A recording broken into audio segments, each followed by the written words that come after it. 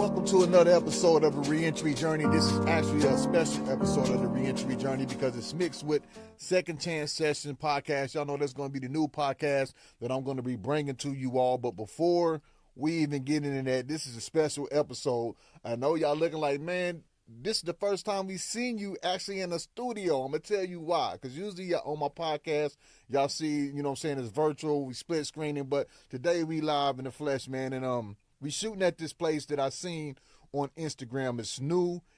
And yeah, I'm in Walmart. Just for y'all to understand, I am in Walmart. So where we at today, we are in Franklin, Tennessee at Walmart. They have the first ever creative studio inside of Walmart, man. They walked us through it. They gave us the game. They got 6 podcast room in here.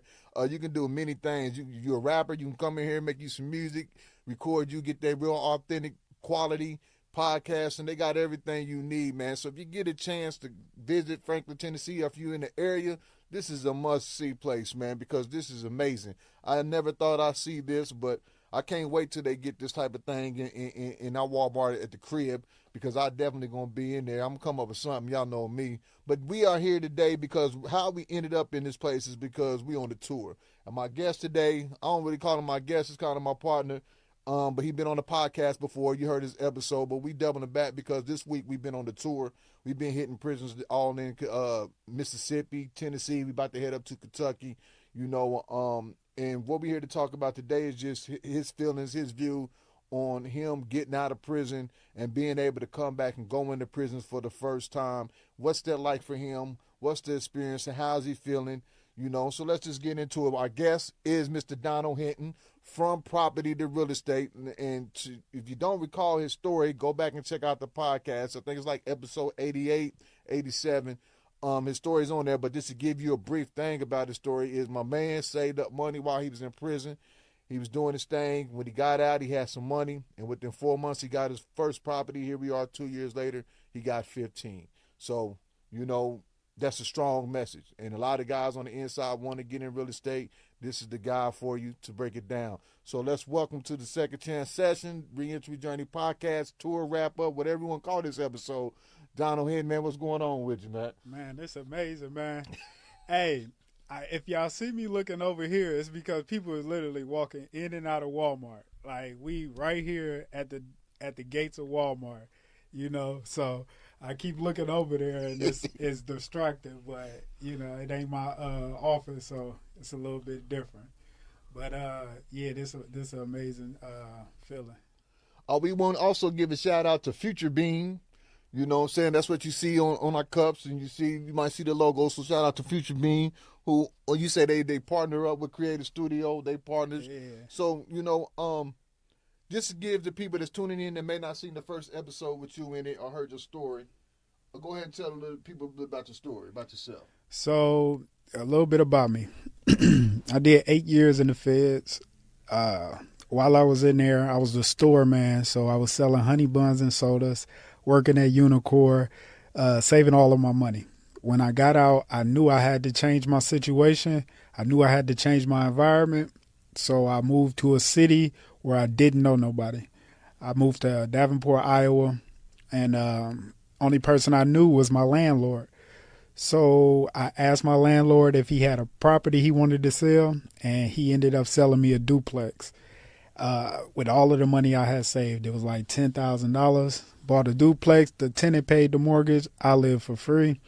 That helped me save more money. Over time, I bought 14 more properties. So now I got a total of 15 units and teaching people how to do it with my book, From Prison to Properties. And now me and you on the tour, going inside, teaching them about it. And so this is your first time going back inside after getting out of prison, man. How does that feel? It's surreal because I was just in there. I was just in there, and now I'm back in there, but with a message that's gonna change people's life. So the guys on the inside, man. We went down to Mississippi. When you first walked back through those gates, knowing that, dang man, I just got out of prison, I'm about to go back in. Mm-hmm. Describe that feeling. Excitement, nervousness, it was just like they opening them doors for me, but I ain't gonna stunt. Like for a minute there, I got emotional because I'm about to leave and they got to stay. But it's like, dang, if they only knew the stuff that I knew. Like it's like it's kind of like, you know how you know something and you want everybody to know it, but it's just not, that message just ain't for everybody. It was like that because they opening them doors. I'm about to go in there and get a phenomenal message, but everybody not gonna receive it. So it was just like a little bit emotional and surreal, man. I couldn't believe it. Right. And what stood out to you the most? It was just like the willingness of the organization that brought us in. Like it, you don't think that the police want you to succeed. That's the feeling you get while you in prison. You think that all COs and all of this stuff just want you up in there, don't want you to come back, but it ain't really like that. It's really like some of them. It's just you can't put that badge on all of them. Like all of them don't want you up in prison. All of them don't think you a piece of trash, but it's some of them that do. So it's like seeing the people that brought us in there. It was like they really do care. Right. And speaking of the people, shout out to Core Civic. You know, they open the doors for us. They've been great partners. They treat us well. Shout out to our man Rodney who had us over his house for dinner last night, the barbecue. I do want to say to the guy that we stayed at the Airbnb in Tennessee, who sent us the rendezvous. I kept telling him I'm from Kansas City area. We got the best barbecue. Since we was in Memphis, we know we always compete with Memphis about the barbecue. But he sent us to this place. He called my phone and highly recommended this place. It wasn't hitting on nothing, man. Went out there, spent all our money on this stuff. Dry barbecue. So to the Airbnb owner, I got your number. I'm going to send you a text message. I already hit you once. I'm going to make sure you got it. Don't do that again. Nice property, but don't send us there again. Don't send us. So what is your, you spoke on, you know, the being welcome through the facility. You know, how much of an eye opener was it for you to see that the same words that we be talking is what the facilitators and the educators and a lot of the program coordinators inside the prison, when we talk to them, they be trying to preach the same message, but the guys really don't listen to them. It's crazy because, yeah, some of those COs do be trying to tell you the right thing, but it don't hit the same because it's not coming from somebody that been there. You know, me and you been there. So Right. by us going in there talking to these inmates and these guys, these men, they like, dang, he was me. I can relate to him. Like one of the guys was like, man, your story touched me to the bone because my daddy right down the hill. You know, like I did time in the same prison that my dad did time in. And that's what really broke me down because I didn't want my son to go through that. This man in the audience, he like, man, my daddy right down the hill. They in the same prison at the same time. So your message hit different whenever it's coming from somebody that look like you, talk like you, been where you at. Right. And yeah, and pointing that out, the dude saying his daddy was right down the hill, that speaks a lot of value because my father went to prison, your father went to prison, I went to prison, you went to prison. You know, luckily enough for you, you wasn't like me. Like one time was enough for you. Mm-hmm. It took me 5 times. You know, I can laugh at it now, but you know, we understand the generational cycles that can occur. Mm-hmm. You stopping yours. I didn't get the chance to stop mine with my son. I got an older son that's locked up as well, right? So now I got a parent that's incarcerated. I was incarcerated. Now I'm a parent of someone incarcerated, right? Mm-hmm. What is the importance of making sure we stop them generational cycles? It's important. Like it's important. It's very important that they see something that they can aspire to be. I didn't see that, so I didn't know. I gravitated towards the best thing I saw, which was the rappers. So by your youngest kids seeing you doing it. So one of the quotes I got is, "The life you live is the legacy that you leave." the people seeing you, they seeing this, right? So that's the importance of it. They got to see it in order for them to be it. So they got to see you doing good in order for them to do good. If they see you smoking weed out there, drinking, kicking it, that's all they seeing. That's all they gonna be able to do. So if you going around the country touring, trying to help people, that's what they're gonna see. They're gonna see you in a positive light. So it's important for them to see you. Oh yeah, most definitely. What so far? What was one of the most touching stories that you heard while you was on the inside? Some of the guys coming and talking up to you afterwards, sharing their story with you, or their time with you and stuff like that. What's one of the most what's one of the things that you heard this week from the guys? Basically, it was the dude that said his daddy down the hill. Right. That was the most touching because I can relate. I seen it in my pod. Like, right. Dude and his daddy was in the same, and we in the prison. So this ain't no county jail. We in the prison. Him and his daddy in the same prison together. And by the looks of it, it's no respect for the dad, right? Mm-hmm. I don't know their situation, but dude don't call him dad. He call him by his real name, Okay. and the dad talking about the son, the one that got him booked because he want to go out and buy a luxury car. I'm like, this a broken mindset. This is a That's great. terrible situation. They from Tennessee too. I think for me it was yesterday. The old guy that had 35 years. Okay. Did you notice yesterday he was telling us how much time he did, but he never said when he was going home? Mm-hmm. Yeah. Never said when he was going home. So to me, most likely he's in there for the rest of his life. For the rest. But look at his attitude, Mm-hmm. right? He had a great attitude. Look at the job he's doing. You could tell that the staff love him, Mm-hmm. right? So with the staff love him, that means he must be doing something, geared towards positivity, geared towards bettering himself. He's taking the program. 35 years, he probably really don't know how to work the tablets, and they just got the tablets. Yeah. But he knows what's on them tablets though. Yeah. So that was my story. But the story that he told about the other guy who did 32 years, who got the break, got released, and then came right back Mm-hmm. after 32 years. Went out there and basically did the same thing over and over Mm-hmm. that he get sent into prison. Reason why that touched me because it reminded me of sometimes we overlook a lot of blessings when we get blessed, right? So you got to look at this guy did 32 years. He got sentenced wrongly. He's supposed to be sentenced to where he's supposed to do 100% of his time, but his plea that he took, he only had to do 30%, which broke the Tennessee law. Okay. So the courts admitted to they broke the law and they gave him time served. Yeah. And he got released, time served after 32 years. The guy we was talking to who did 35 years, he asked him before he got released, man, you got your break, man. You got everything together? And the dude said, oh, man, I ain't worried about it. I'm going to handle it. And then he get out and come back in 2 years.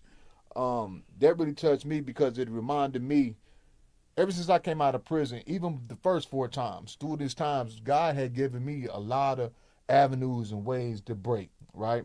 Mm-hmm. From rapping, when I was rapping, he had that avenue. I had record deals on the table, but I couldn't leave the streets alone. Every time it was time for me to get a deal, I would end up catching the case and going back to prison.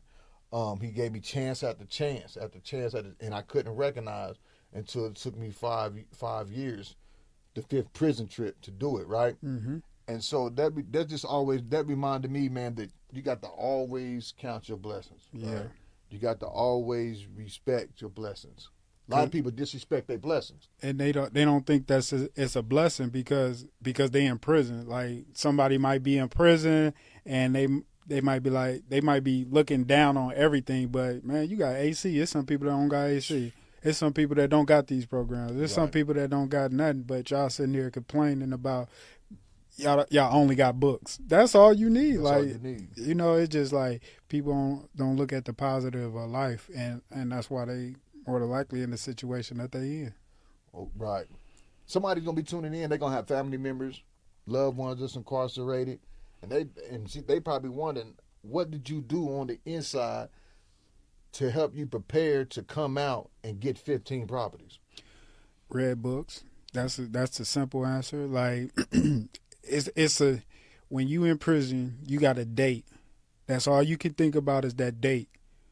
15 years from now, I'm going to be out of prison. 10 years from now, I'm going to be out of prison. I'm going to be on the street in 5 years. Whatever is in between those 2 ears of yours, whatever in between there, that's what you're going to do when you get out. So if you just thinking about in 5 years, I'm about to get out and go get this girl. In 5 years, I'm about to get out and go get high. In 5 years, I'm about to get out and go back to grinding. If that's what's in your head, that's exactly what you're going to do. So the people that's sitting in prison right now, the only thing that I would say to do is to put information in between those ears of yours, because that's the only thing that's going to help you. Is you can't do it because you don't know it. Exactly. That information is valuable, because that's all I did my last prison bid. As soon as I left that federal courtroom and they sent me to that federal holdover, and I picked up that book, How to Hustle to Win, and it started showing me legitimate ways to make money, because all I knew was street dope money, you know, and I didn't know nothing about running no businesses or nothing like that. But when I read that book, it switched my mindset and taught me how to skills translate the skills that I had in hustling to translate that into something legitimate. And then from there, I just started reading book after book after book after book and taking notes. And then, like I said, like, you know my story, I built a vision board. So I knew what my life was going to look like when I walked out the prison. So a lot of guys on the inside, they got a plan, or they say they're going to do this and say they're going to do that. What's the most important thing that they might need to do once they get out? Take action, because they got all of these visions, but they might get out and be like, I want to start let's say a lawn care business, but they don't even do the first step of going to buy the lawnmower. They trying to figure out how to start an LLC and they ain't even got the lawnmower yet. Right. You know what I mean? So taking action is the first thing you got to do. And then you got to strike while the iron's hot. You can't be sitting around thinking about what you're going to do and I'll do it tomorrow. You got to do it right now. I had $10,000 in my pocket, and my landlord was like, yeah, I got a building. I was like, here. I had to get the rest out of my brokerage account. I was like, here go $5 right now. I'm going to get the rest of it in 2 days whenever I can sell these options, and then get you the rest of it. So I took action right then, right there. And I teach real estate. The way I did it wrong. If my landlord was a shiesty person, he could have got me, because only thing we did was sign a bogus contract. It wasn't bogus, but it's just so many things that he could have did that would have put me in the gutter for real if he was a shiesty person. But looking back on it, but he wasn't, and it all turned out. I took action and made it happen. So back. I forgot. I wanted to stop you, but I never read that book you talking about, that first one. So what that book about? How to Hustle to Win. It's about this guy named Supreme Understanding. He's a 5%er. Okay. You know, 5%ers are. He's a 5%er. So they more of knowledge itself, create for self. They Islam stands for I self am Lord and Master. Okay. Right, and so they more about knowledge itself. So in the book was just about taking your strengths and turning them into legitimate hustles. Okay. How to hustle to win, and basically it's breaking down all these legitimate businesses that you can do, from hot dog stands to washing car windows on car lots with a spray bottle, to get you a power washer. Just like 100 ways to hustle to win. And so that was important to me, because I had the hustle what caught my eyes, right? Because I always consider myself a hustler. And then the win, all right? Because I just caught a fresh federal case. This is my 5th prison trip. I don't even know if I'm going to get out. I'm on this big conspiracy. But if I get out, I got to go legit, because I'm not trying to die in prison. And I know the next time I come back to prison, if I get released, they probably going to lock me up for the rest of my life. And I watch guys get old and die in prison. So Supreme Understanding, that's what that book about. But inside that book, and in the back of the book, they wrote other books they used to have in there, other books. You order these books. So he had 2 other books called Knowledge Itself and Science Itself. Okay. And so I got the Knowledge Itself. And this is kind of where I start to begin to realize and start creating a mindset that I was actually better than sitting inside of a jail and prison, right? Yeah. And so, yep. It started, them books was more so about really tapping into yourself and your relation with God. Your ties all the way back to a higher power, right? Mm-hmm. From the beginning, like from the beginning of time, like you have the attributes of a higher power. You got the attributes of God. You're not supposed to be designed to be sitting in no prison. You're supposed to be designed to tap into your creative abilities that God got you and used them for the good. So this is where I started to understand my purpose, but I also started understanding, things about the correlation between life in general, not just human beings, but life, trees, animals, understanding that every living thing is bound by cord to every other living thing. Mm-hmm. Where, and understanding that, the different spheres, right? Understanding the difference between man-made creation and what God has made, but also living in those laws in yourself. So one thing that really stuck out to me in that book was they was breaking down fractals. You know what fractal is? Mm-mm. So your blood vessels, see how they break off like that? Yeah. When you look on a leaf, It's the same thing, Mm-hmm. right?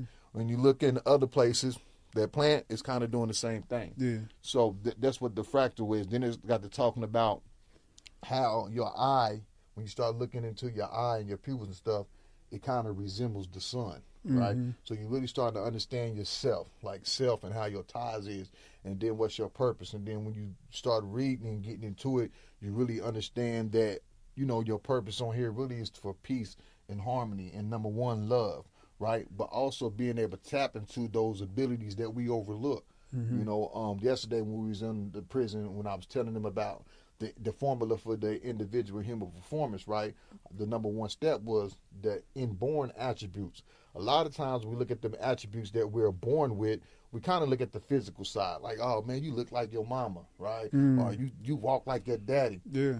We don't look at the attributes that God gave us, Okay. right? The ability to reason, the ability to think, understand, build creativity. Albert Einstein said imagination is man's playground, right? Mm-hmm. Creativity.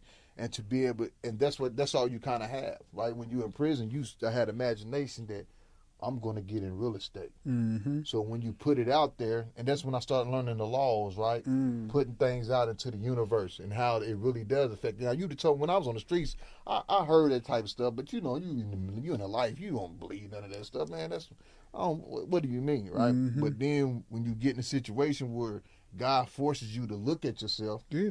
to examine yourself, to examine your actions, then you start educating yourself and get more knowledge. Then you start to understand how you move in a purpose. So you understand if you move wrong, everything in life is gonna be wrong. Yeah. That's that's powerful. I think the book that so it was Rich Dad Poor Dad first, but then the book that really made me switch the cycle was Contributions of the Nile-Valley Civilization. You read that one? No, I haven't read that one. Well, they all the same. I don't remember who wrote that one, but from the Browder Files, Okay. all of that stuff. All right. So just going back to our roots in Egypt, you know what I mean? So that was right there what helped me, because if you looking at American TV, you wouldn't think that like we greater than what we is. Right. So by me seeing the truth and understanding that we greater than our situation, that was what helped me open up and just learn something new. But back to what you were saying about you can do anything. Like whenever you put that in your mind, like, hey, I'm gonna get into real estate. If somebody else did it, you can do it. You know, so you just got to find out how. So that my next thing is a skyscraper. Right.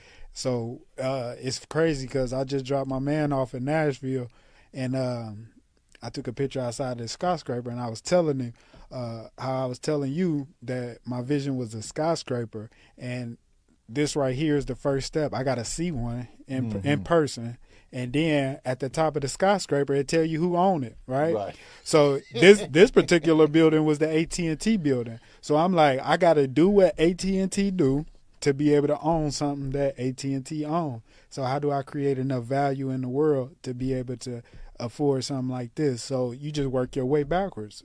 AT&T own it. This is what AT&T do. They provide services to millions of people. How do I provide services to millions of people? So you just work your way back, and then you start where you at. I got a book that teach real estate. That's my starting point. Now, how do I turn that into a $1 trillion company? I don't know, but we're just going to take it one step at a time. Right. But there's many different ways when you look at it, right? Mm-hmm. Because you got the book, right? Yeah. But then also you already in the real estate.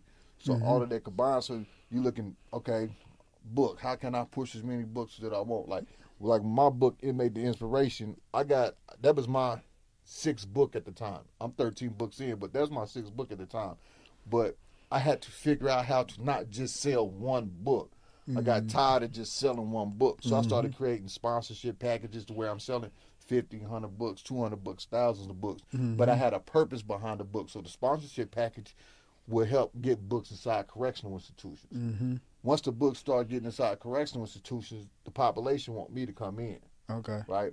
Then when I get there, just kind of like we was yesterday, not yesterday, was it yesterday when we were sitting there eating, they kept saying, man, they loved you, they loved you. What I say, it's going to hold them over for a day or two. But I got this program where I come in and do this 3 times a week, bring the same energy, same information. They get my mentorship, and this was going to help them turn into contract.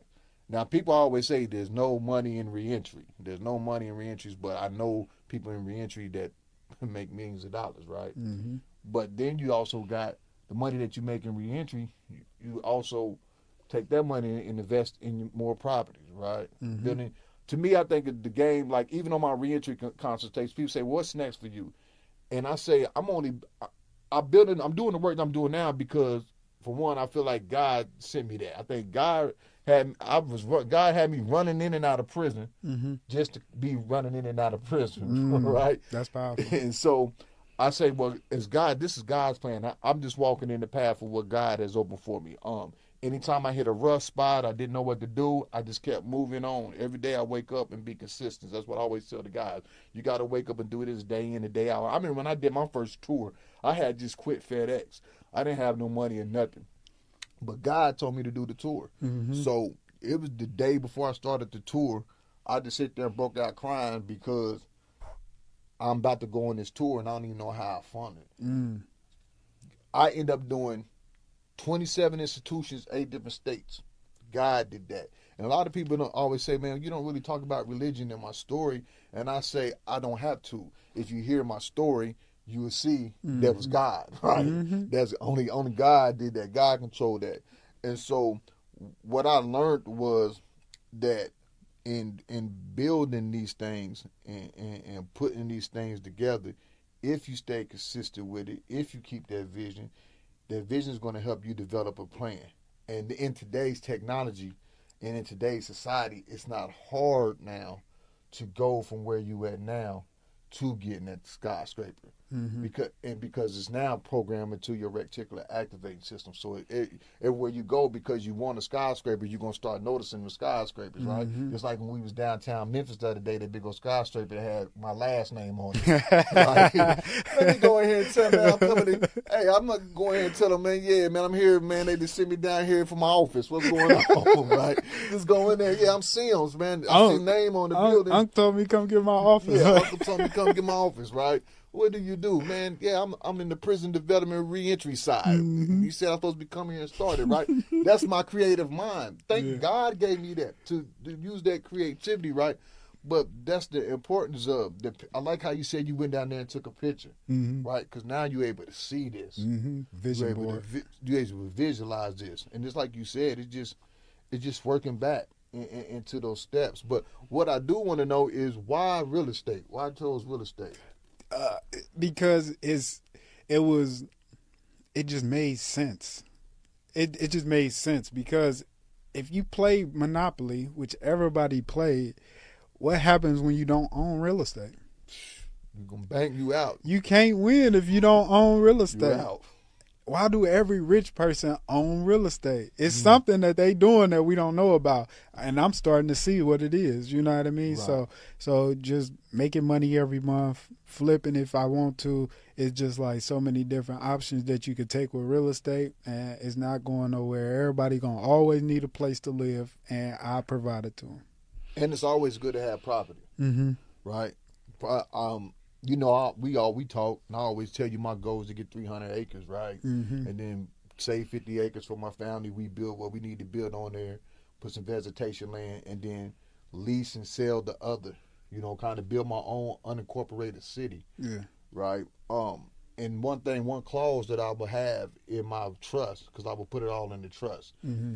in an irrevocable trust, because the irrevocable clause would be we ain't selling no property. Never. We ain't selling no property, right? Mm-hmm. Generational wealth, Okay. right? And so that's how I look. And I might not be alive to fulfill that land, but if I get the 300 acres, I'm able to teach my children, my grandchildren, and everybody those principles and those things. Yeah. You dig?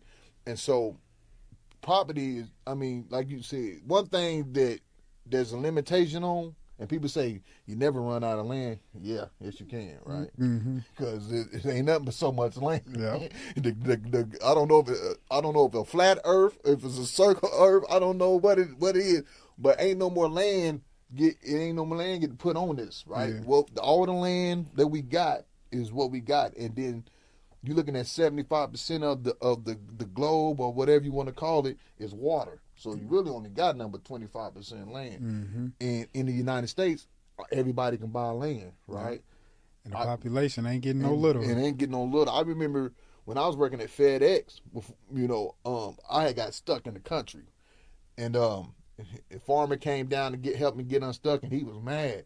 He was like, "Yeah, man, I'm tired of this." I'm like, "What you talking about?" He's like, "Yeah, see that farm over there?" He was like, "China own that." Dang, for real? Yeah, and I'm like, "What you mean China own that?"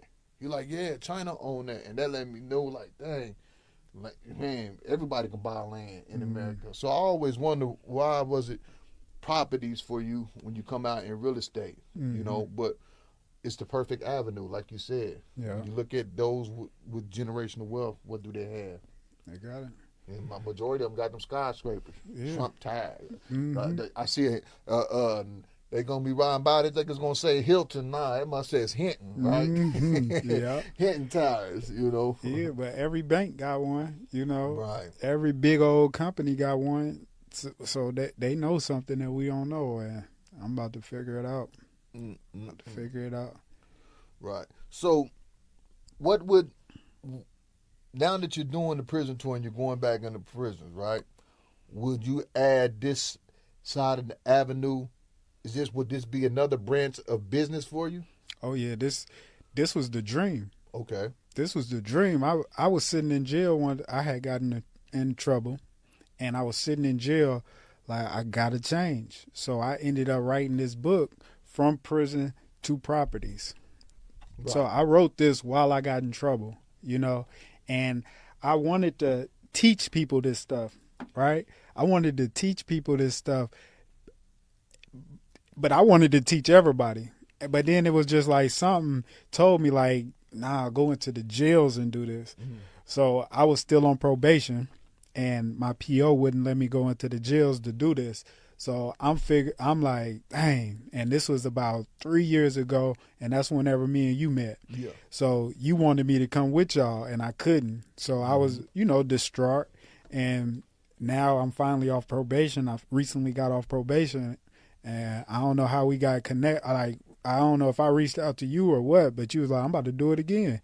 I was like, come on, let's go. We was at the conference. Oh, yeah. I got off probation, and I was like, I need to get inside some rooms. So I went into this room with reentry people, met a whole lot of people. Kardell was there, and he was like, I'm about to do it again. So not only did I meet some powerful players in that room, I actually, booked to come on this tour with you.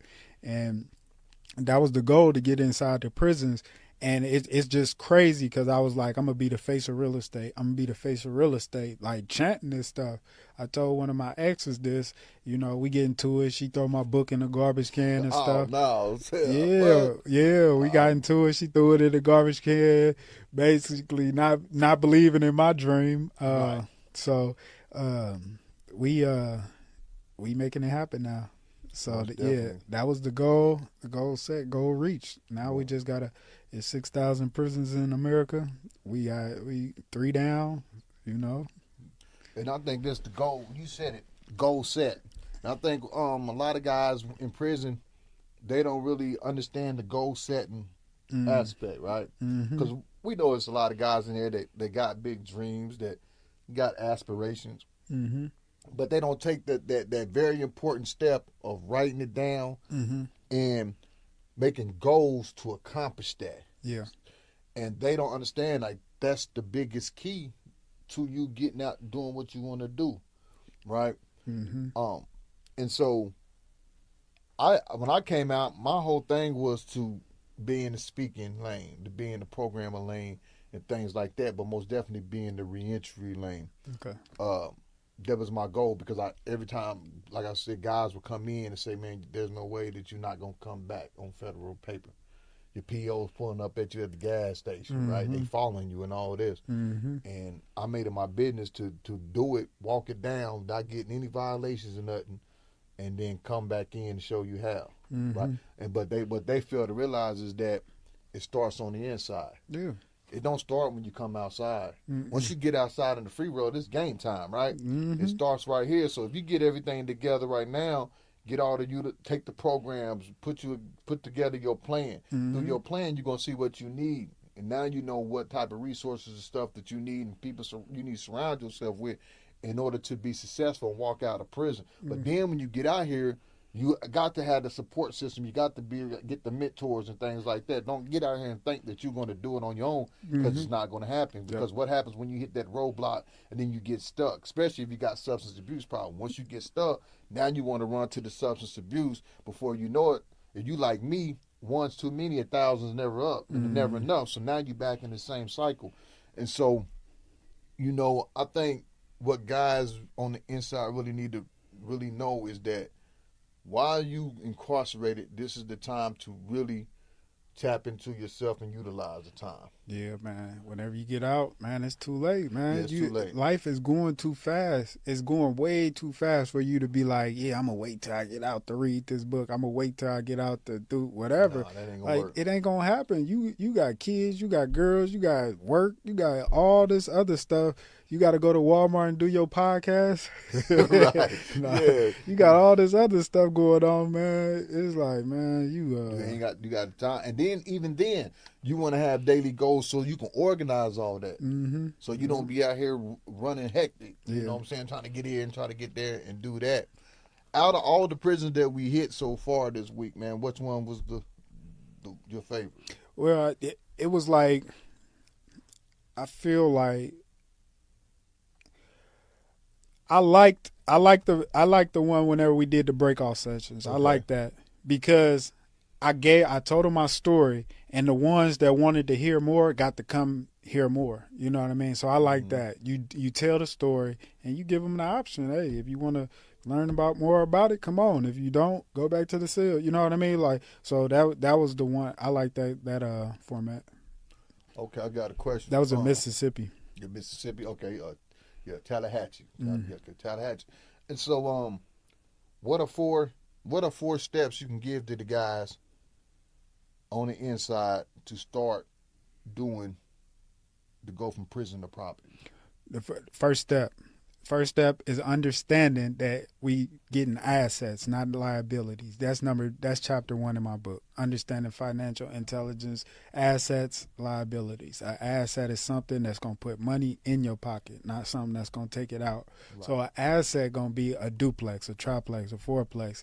Those is assets because it is putting money in your pocket to own that. I bought a duplex where it was $1,000 a month, but my tenant paid most of the mortgage. So I had a $300 rent payment when I was coming out of prison. So if you can get your highest expense lower, That's the key right there. Getting your expenses lower. So step one, find assets, not liabilities. That big beautiful house on the hill that you want so bad, that's a liability. You got to go to work for the rest of your life to pay for that. We're not doing that. So that's the first step. Number two is finding the deal. How do you find a deal? A deal is not a house. You're not going on Zillow looking at this $100,000 house that they want $100,000 for. Right. That's not a deal. We looking for deals. A deal is $100,000 house that you could sell for $200,000. So when you getting a house for cheaper than what it's worth, that's the deal. So step one, asset. We buying an asset. Number two, we finding a deal, something that's worth more than what we paying for. Step three, signing a contract. So it's different contracts. The contract that I used was a lease option. So a lease option is I had $10,000 to give my landlord. I gave it to him and he gave me the option to buy this property at this price on this day. So to put it in perspective, I bought a $95,000 duplex. He gave me 3 years to come up with the rest of the money. I gave him 10, I owed him 85. He gave me 3 years to come up with the 85, right? How do you come up with the 85? You build your credit, you go to a job and all of this stuff. So that's the thing. Getting it under contract. So I didn't have a job history, so a bank wouldn't give me a loan. So you put it under contract and then you go get the money. So that's the next step is signing the contract. So in my case, when I signed the contract, he sold it for 95, but by the time we executed on the contract, it was worth 135. So I made money by the time I executed the contract. So that's the next step. The last step is to find the money. So after you sign the contract, you might not have the money. I had 10,000. You might not have that. So how do you find the money? If it's a good enough deal, which it should be because we want an asset, that's a deal. We signed the contract. Now, if it's a good enough deal, you can find almost any investor to invest with you. So an investor is somebody that's want to make money on his money. So if you find a $150,000 house that somebody want $100,000 for, that's a deal. Go to this guy that got all this money and be like, hey, just give me 10,000. You can have a contract. That's how you find the money. When you don't have money, you get creative. Another way, use a credit card. Use friends and family. Go, if you got credit, go get a loan from the bank, whatever it is. People think that finding the money is the first step, but that's actually the last step, because if you got $100,000 in your pocket, you might not be able to find a good deal. That's a good house, right? It's houses on every corner. That's right. For sale, but they not always deals. So the money is the last step. Finding the deal, understanding what's an asset, those is the first steps. So that's the 4 steps I got for them. Oh, okay. Well, man, this is another episode of the Reentry Journey podcast. We just wanted to highlight the tour that we on. We actually wanted to shoot in this new creative studios in Walmart, man. We want to give a shout out to them, man, for even creating this, man. To me, this is one of the dopest things I've seen. This got to be the dopest thing I've seen this year. It's gonna be too hard to top that. We also want to give a shout out to Full Sail. Right? Down in Orlando, Florida. This is where you can go and get all the training, man, to come out. And if you're smart, you should go take it, because the future is based on creation. Content creation is the future. If you got children, you should get them in that. If you old, you should get in it. If you my age, you should get in it, because this is the new wave. This is the future. This is going to happen, and this is going to go from there with AI, VR, and all this stuff. So shout out to Full Sail. Shout out to Creative. Shout out to Walmart. Man, we really appreciate this, what y'all got going on, man. This is lovely. Give a shout out to Donald for coming in and being on the tour with me, man, and changing his life and going in and making an impact. Man, we really appreciate it. Without any further ado, you know my message, man. Don't let the limitations of the background reduce the height of your potential. Outgrow what you were born into.